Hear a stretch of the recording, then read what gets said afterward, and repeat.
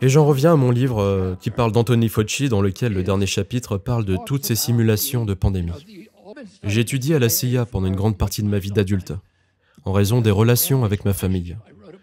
Et j'ai donc écrit un livre qui est pour moi mon meilleur, American Values. C'est l'histoire de ma famille, d'un combat de 60 ans contre la CIA, qui a commencé avec mon grand-père Joseph Kennedy, qui a fait partie de la commission Hoover en 1955.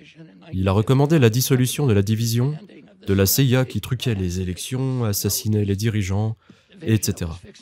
La CIA n'a jamais pardonné cela à ma famille. Et quand mon oncle est arrivé, après la baie des cochons, il a renvoyé les 3 principaux responsables, Bissell, Cabell et Alan Dulles, qui s'est ensuite imposé comme chef de la commission Warren 3 ans plus tard.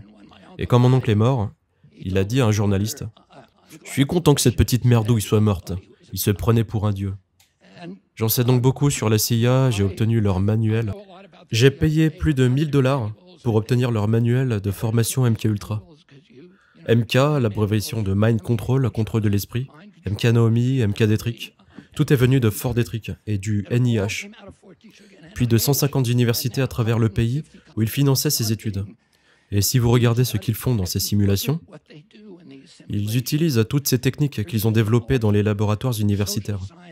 Des spécialistes en sciences sociales et d'autres scientifiques médicaux ont étudié pendant des années comment contrôler le comportement individuel mais aussi le comportement de masse. Comment induire une psychose de masse, comment créer des candidats mandchous, etc. Toutes ces universités étudiaient ces questions, et comment imposer un contrôle étranger centralisé à des populations indigènes, en entrant dans un pays en utilisant la propagande et la peur, en semant le chaos, en détruisant les relations et la confiance dans les institutions, en éloignant les gens les uns des autres et en créant le chaos. Ainsi, ils inviteront une autorité qui leur apportera la paix et la sécurité. Et toutes ces techniques de contrôle mental sont conçues pour accélérer ce processus. Et vous savez, ils étudient le syndrome de Stockholm.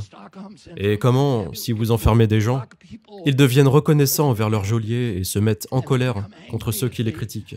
Ils croient que la seule façon d'échapper à leur enfermement est une obéissance et une conformité totale à leur geôlier.